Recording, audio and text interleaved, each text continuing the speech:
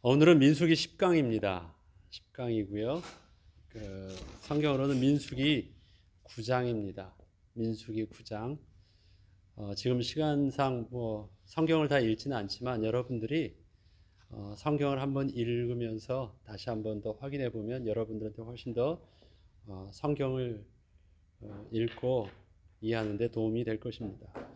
바로 시작하면 1번, 율법에 부정한 자로 규정된 자들 중에서 유월절을 지키지 못함으로 인해 모세에게 항변한 자들은 어떤 자들이었습니까? 오늘은 이제 하나님께서 실질적으로 1년이 지나면서 말씀하신 대로 유월절을 지키라 라는 그 규례부터 쭉 말씀하시는데요. 그거에 따른 백성들의 이 반응들이 오늘 나와 있습니다. 보면 오늘 이 본문의 내용 속에서만 보는 거예요. 율법에 부정한 자로 규정된 자들이 있습니다. 오늘 본문에. 그리고 그 부정한 자로 규정한 자 중에서 유월절을 지키지 못함으로 모세에게 막 이렇게 항의한 자들이 있어요. 어떤 자들이었습니까? 그들이 몇 절에 나오죠? 6절에 보면 이렇게 나오죠. 그때 사람의 시체로 말미암아 부정하게 되어서 유월절을 지킬 수 없는 사람들이 있었다. 부정하게 되었는데요. 다른 것으로 부정한 것이 아니라 사람의 시체로 말미암아 부정하게 되었어요. 왜 사람의 시체로 말미암아 부정하게 되었을까요? 예를 들어서 내 사랑하는 형제나 부모님이 죽으셔서 장례를 치르게 됐다. 그러면 어떻게 돼요? 그럼 부정한 거 아니에요. 어쨌든 시체를 만진 것이니까. 특별히 다른 것이 아니라 시체로 말미암아 부정했다는 것은 어쩔 수 없이 지금 자기가 장례를 감당해야 됐기 때문에 그것으로 발생되어졌던 사람들이겠죠. 그래도 율법은 율법이었습니다. 율법대로 하면 부정한 자로 주 앞에 온전히 절기를 또 제사를 드릴 수 없는 것은 많았어요. 그런데 그들이 모세 앞에 나온 거예요. 그런데 우리가 여기서 좀 주목해야 될 부분이 있습니다. 그들의 반응이에요. 그들이 모세 앞에 나와서요 하는 말이 있습니다. 그들이 모세와 아론 앞에 이르러 그에게 이르되 우리가 사람의 시체로 말미암아 부정하게 되었거니와 우리를 금지하여 이스라엘 자손과 함께 정한 길에 여호와께 헌물을 드리지 못하게 하심은 어찌 됨이니까. 저들의 마음이 안 하려고 하는 거예요. 유월절을 지키려고 하는 거예요. 지키려고 하는 거예요.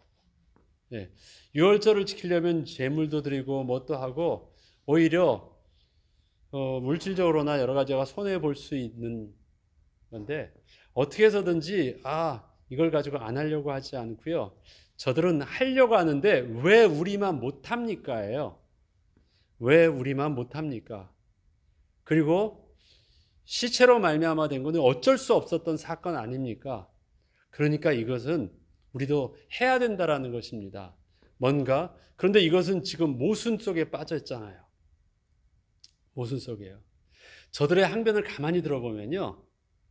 아직도 하나님께 대한 감격이 살았어요. 유월절을 통해서 어떻게 하길 원하는 거예요. 저들은 자신들이 구원받은 사실들, 그 다음에 그 은혜를 통해서 감사해야 되는 그 일들을 자기네는 빠지지 않겠다라는 거예요.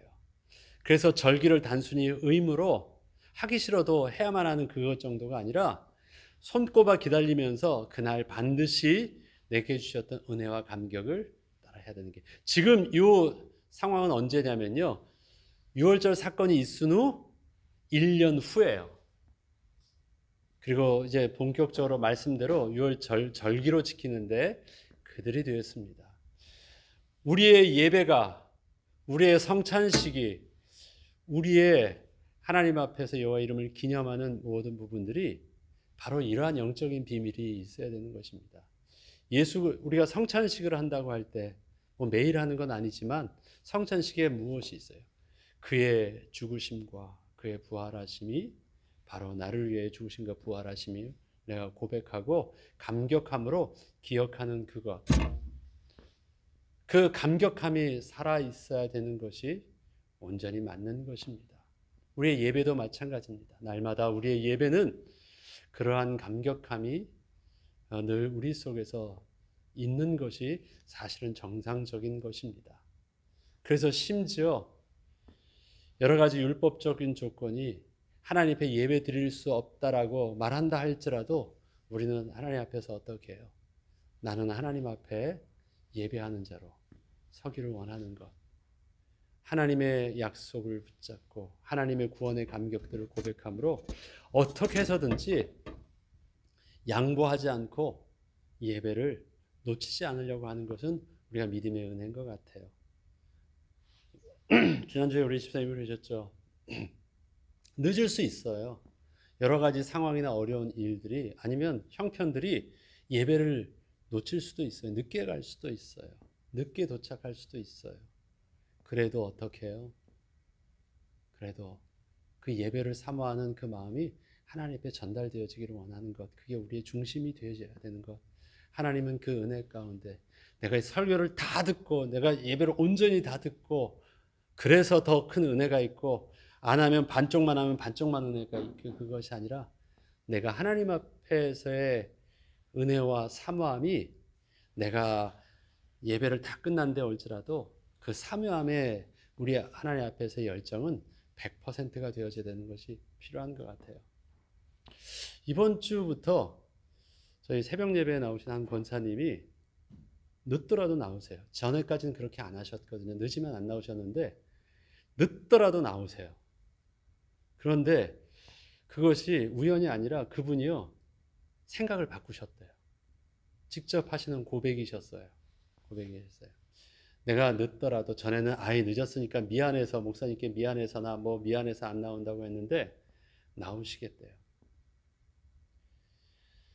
늦더라도 그래서 다 끝날 때쯤 나오시더라도 하루는 다 끝나고 나오시니까 어디까지 갔느냐? 그냥 밖에 그 파킹 랏에서 본인이 혼자라도 그 성경 말씀 읽으면서 그래도 저 와서 목사님 얼굴이라도 본다고 왔다. 저한테 잘 보려고 하신 일들이 아니에요. 뭐 하려고? 그래도 하나님 앞에서 결론의 말씀이라도 자기는 들어야 되겠대요. 그래서 마음과 생각을 바꾸셨대요. 그래서 이번 한 주 어떻게 해서든지 할 수만 있으면 그냥 나와서 예배를 참석하려고 하시는 그분의 모습을 보았습니다. 어디에 우리의 마음이 있습니까? 지금 이들은 시체로 인해 부정하게 되었다라는 것은 어쩔 수 없는 못하는 상황처럼 보이는데 나는 그러할지라도 하나님께 감사하고 하나님이 받을 은혜에 대해서 나는 양보할 수 없습니다라고 하는요 믿음의 영적인 그 욕심이고 또 하나님 앞에서 열심입니다. 그러한 감격과 그러한 간절함이 저와 여러분의 예배와 기도와 은혜가 되었으면 좋겠습니다. 하나님께서는 유월절을 지킬 수 없는 자들에게 어떻게 해주셨습니까? 하나님의 율법이셨잖아요. 근데 율법에요 하나님께서 예외 조항을 주시네요. 어떤 식으로 이것을 하게 하셨습니까? 10절을 보죠. 10절. 여호와께서 모세에게 말씀하여 이르시되 이스라엘 자손에게 말하여 이르라. 너희나 너희 후손 중에 시체로 말미암아 부정하게 되든지 먼 여행 중에 있다 할지라도 다 여호와 앞에 마땅히 유월절을 지키되 둘째 달 여섯째 날 해질 때 그것을 지켜서 어린 양의 무교병과 쓴 나무를 아울러 먹을 것이요. 저들의 항변한 자들에게 어떻게 유월절을 지키게 하셨어요? 하나님께서 한 달을 연기해 주셨어요. 저들에게는. 유월절 전체를 연기한 게 아니에요. 저들은 유월절이 이미 지나갔잖아요. 그런데 한 달이 지난다 할지라도 너희들도 그곳에서 동일한 유월절의 언약을 붙잡고 감격함으로 하나님께 유월절의 제사를 절기로 너희가 믿음으로 드리래요. 그러면 하나님께서는 어떻게 해요? 동일한 유월절의 은혜로 너희들을 누리게 해주시겠대요. 그 중동 지역에서는 주일 예배를 드릴 수가 없죠. 그래서 언제 드립니까? 대부분 금요일 날 드립니다. 금요일 날. 그러면 우리의 예배랑 다른데? 그게 그런 게 아니죠. 성탄절을 몇 월 며칠이 중요하고 그런 것 아니잖아요. 먼 여행에 있든 아니면 자기네 문화권이 아니든 상황이 안 되어서 아니면 내가 형편이 안 돼서 한다 할지라도 나는 뭘요? 하나님 앞에서 내가 누려야 될 영적인 축복에 대해서 누리겠대요. 안 드리려고 하니까 너 반드시 드려야 돼 하면서 하나님께서 콕 집어서 하신 게 아니에요. 무엇부터 시작했어요? 우리도 드리고 싶다. 우리도 드리고 싶다. 안 드리려고 한 자들에게 하나님이 못된 놈, 너 절대 그렇게 못돼 하면서 한 게 아니에요. 못 드리잖아요. 시간도 지나갔잖아요. 그래도 할 수 있어. 그 중심대로 하나님께 할 수 있도록 은혜를 베푸시는 거예요. 그 은혜가 저희에게 있어야 되지 않겠습니까? 하나님께서 아예 예외로 주셨어요. 유월절을 한 달이나 지났는데도 유월절이래요. 한 달이나 지냈는데도 얼마나 놀라운 하나님의 은혜이십니까? 조금 늦어도 여러분 괜찮아요. 예. 그러한 마음으로, 예배에 대한 그런 마음으로 내가 인터넷으로 예배를 드리는 사람하고, 예. 내가 지금 오늘 내 할 일들을 바빠서 그거 하느라고 있잖아요. 귀찮아서 예배를 가는 중에 내가 예배를 드리는 거하고, 그거는 그냥 하나님 중심을 아시는 거예요. 인터넷 예배가 잘 됐다 잘못됐다 우리 그런 거 그렇게 따지지 말자고요. 중심이 어디 있어야 돼요? 억울해요. 우리도 예배 드려 유월절 지켜야 되잖아요. 그런데 못 드려요. 하나님 답 주세요. 그래, 한 달이라도 연장해 줄게. 말씀하시는 거예요. 그것이 지금 우리 코로나 상황 속에서 어쩔 수 없이 드려지는, 또 온라인으로 드려지는 예배의 중심이었으면 좋겠습니다. 지금 모든 교회가 고민하고 있죠. 아, 이걸 하니까 이제는 많은 사람들의 마음이 편해져 가지고 이젠 안 가도 예배를 이렇게 드릴 수 있다라는 것에 교인 수가 줄고 있대요. 상황이 코로나 때문에 우리가 함께 다 예배할 수 없는 것은 현실이에요. 그래도 우리가 뭘 놓치면 죽는 거예요? 교회가 교인들이 안 나오면 죽는 게 아니에요. 이 예배의 영적인 감격과 비밀을 놓치면 죽는 거예요. 그 비밀이, 영적인 비밀을 알지 못하는 상황 속에서는 온라인한 예배 위험한 것입니다. 그거 잘못됐다라고 말하고 싶지 않아요. 그러나 우리의 중심 속에 이 영적인 비밀들은 살아 있어야 된다고 생각을 합니다. 다음 보겠습니다. 유월절 제물인 어린 양에 대하여 특별히 주의하여서 다루어야 할 부분들은 무엇으로 그 본문은 민수기 10장 9장에서는 말씀하고 있습니까? 유월절 제물을 어떻게 해야 된다고요?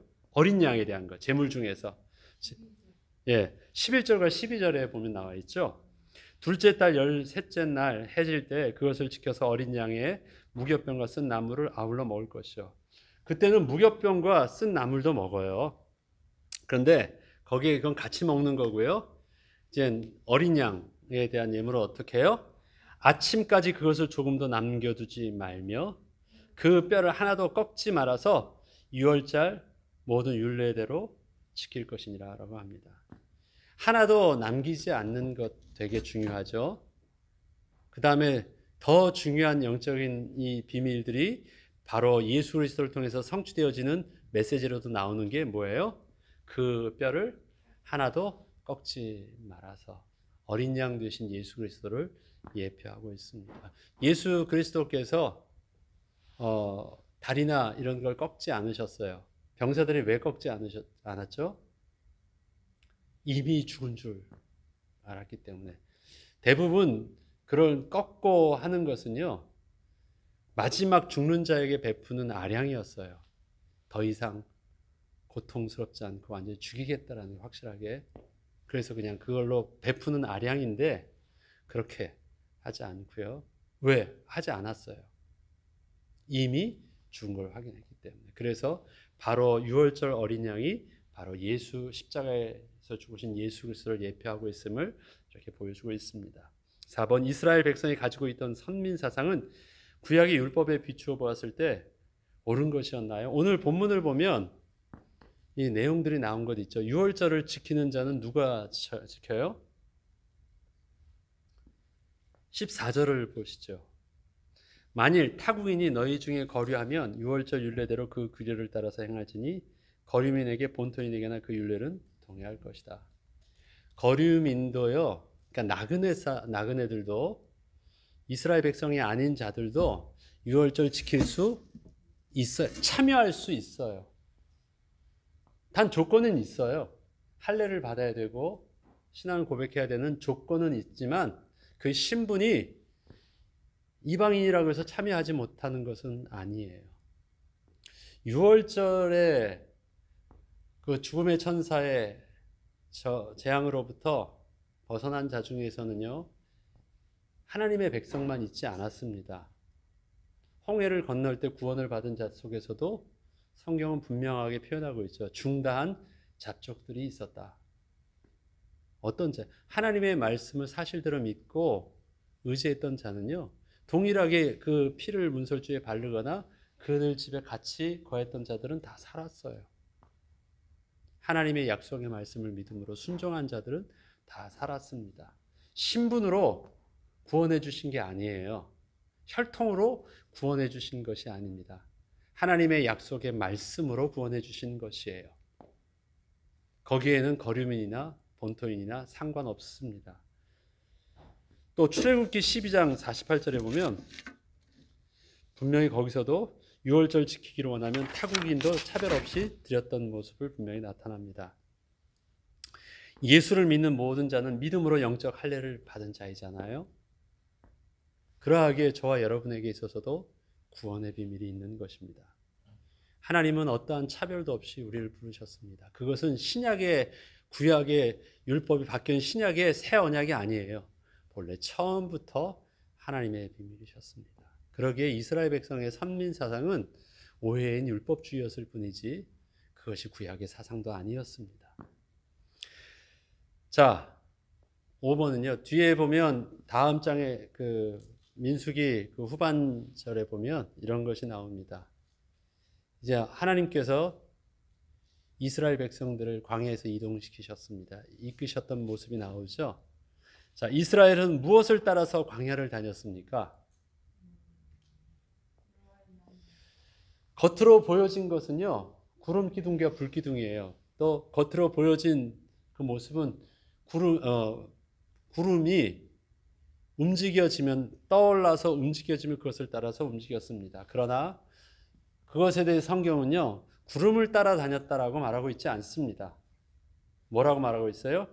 18절에 보면 이스라엘 자손이 여호와의 명령을 따라 행진하였다. 이스라엘 자손이 여호와의 명령을 따라 행진하였다. 그걸 뭘로 본 거예요? 하나님의 음성으로 본 것입니다.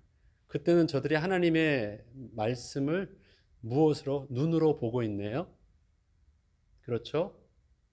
우리가 앞서 오늘도 메시지 때 설교 때 말씀드렸던 것처럼 하나님의 말씀은요, 이스라엘 백성들의 광야에서는 눈으로 보고 움직였고요, 마리아에게 있어서는 귀로, 또 마리아에게 있어서는 사건으로 하나님의 말씀을 품은 것이고요, 저와 여러분에게 있어서는 어떻게 옵니까? 우리에게는 만남을 통해서, 사건을 통해서, 말씀을 통해서 우리의 영적인 민감성은 하나님의 어떠한 모습이라 할지라도 늘 우리의 삶의 중심에 무엇이 있어야 됩니까? 여호와의 말씀에, 여호와의 주의 인도하심을 따라 사는 것이 우리의 삶의 근본임을 우리는 놓쳐서는 안 되는 것이 중요한 것입니다. 그러기에 저들은 그 구름을 명령을 따라 행진하고 명령을 따라 진을 쳤으며, 구름이 성막 위에 머무는 동안에는 그들이 진영에 머물렀고, 구름이 성막 위에 머무는 날에 오랠 때에는 이스라엘 자손이 여호와의 명령을 지켜 행진하지 아니하였다. 모든 것이 다 어떤 것으로 받아들였습니까? 여호와의 명령으로 따랐습니다. 하나님이 구름이 머무는 곳이 아니라 하나님의 말씀이 멈춘 곳이에요. 하나님이 말씀하시면 움직였고, 하나님의 말씀이 침묵하시면 침묵하는 것, 그것이 우리의 영적인 성령의 인도함의 비밀이 되어야 되겠습니다. 말씀을 따라 우리가 매일 말씀을, 성경을 여러분들이 개인적으로 읽든 또 묵상하고 우리의 생명 삶과 또 주일과 새벽 예배의 메시지와 여러 개인의 삶 속에서 성령의 민감한 가운데 또 하나님의 인도받는 그 축복이 우리 속에 있길 바랍니다. 기도하겠습니다. 하나님, 이스라엘 백성들이 유월절을 지키는 그 중심에는 하나님의 말씀에 순종하기 전에 먼저 더 드리고 싶어하는 감격함과 간절함이 있었습니다. 하나님, 우리의 예배가 그러한 예배가 되기를 소원합니다. 하나님 아버지여, 그래서 우리의 그 간절함과 하나님께 드려지는 예배의 그 사모함이, 비록 형편이 온전한 예배를 드릴 수 없는 형편이라 할지라도 하나님을 바라보며 은혜를 구하는 그 사모함이 어떠한 상황과 형편 속에서도 하나님의 온전한 은혜를, 그 사모함 속에서 누릴 수 있는 축복을 우리가 우리의 삶의 현장 속에서 날마다 누리게 하여 주시고, 주의 말씀을 따라 인도받는 우리의 삶이 주님 부르시는 그날까지 또 멈춰지지 않게 하여 주옵소서. 감사드리며 우리 주 예수 그리스도 이름으로 기도합니다. 아멘.